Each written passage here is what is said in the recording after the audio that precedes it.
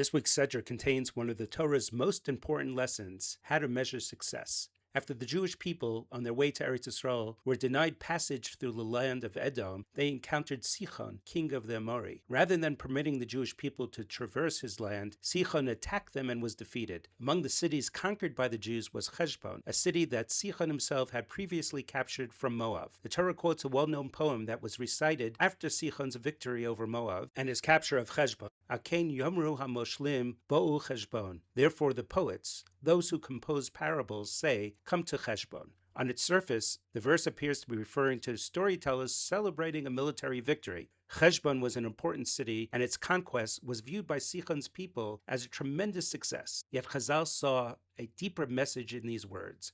The Gemara in Baba Basra's 78b explains that Hamoshlim refers not to poets, but to Hamoshlim biyitzram, those that rule over their Yetzer Hara. Gemara continues that Bo'u Cheshbon means Bo'u v'nachshava cheshbono sha'alam. Come and make an accounting of the world, calculating hefsed mitzvah keneged schara uschar avera keneged hefseda, the cost of a mitzvah against its reward and the gain of an avera against its loss, weighing not only the immediate benefits and sacrifices, but also their ultimate spiritual consequences. Why did Chazal derive this lesson specifically from the story of Sichon? Perhaps because Sichon's conquest of Heshbon is the perfect example of what appears to be a great victory, but ultimately proves to be a defeat. Had Sichon never conquered Heshbon, it would have remained part of Moab. Since the Jewish people were forbidden to wage war against Moab, this city would never have fallen into Jewish hands. Ironically, it was Sichon's victory and the confidence it gave him to attack the Jews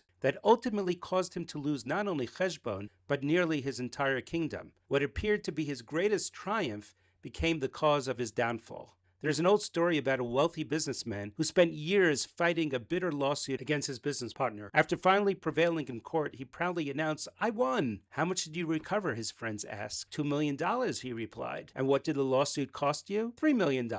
His friends stared at him. And what about the years of stress, the sleepless nights, the friendship that was destroyed? It was clear that he had lost far more than he had gained, yet he still insisted, "I won." Sometimes we become so focused on winning that we forget to ask whether the victory was worth the price. The Gemara's lesson now becomes clear. Sichon judged success by what he gained immediately. Chazal teach that we often make the same mistake in our own lives. A mitzvah may appear costly in the short term, losing sleep in order to get up for minyan, sacrificing watching a ball game or a TV show to learn Torah, or working fewer hours to spend more time with your family may all seem like sacrifices. An avera, by contrast, may appear profitable. Dishonesty, cutting corners, or compromising one's values can bring immediate benefits. Yet the Torah teaches us, look beyond the moment. What appears to be a loss may ultimately prove to be a gain, while what appears to be a gain may ultimately prove to be a loss. This is the meaning of Bo'u Cheshbon. Before celebrating a victory, make a Cheshbon. Before concluding that something is a loss, make a Cheshbon. Not every defeat is truly a defeat, and not every victory is truly a victory. The wisest people are those whom the Gemara calls Hamoshlim biyitzram, those who possess the discipline to look beyond their emotions in the moment and ask what will be the ultimate result. Perhaps this is why Chazal transformed the name of a city into a philosophy of life. Bo'u Cheshbon is an invitation to step back from the excitement of the moment and ask where the path ultimately leads. The Torah's definition of success is not who wins today's battle, it is who wins in the long run. Shabbat Shalom.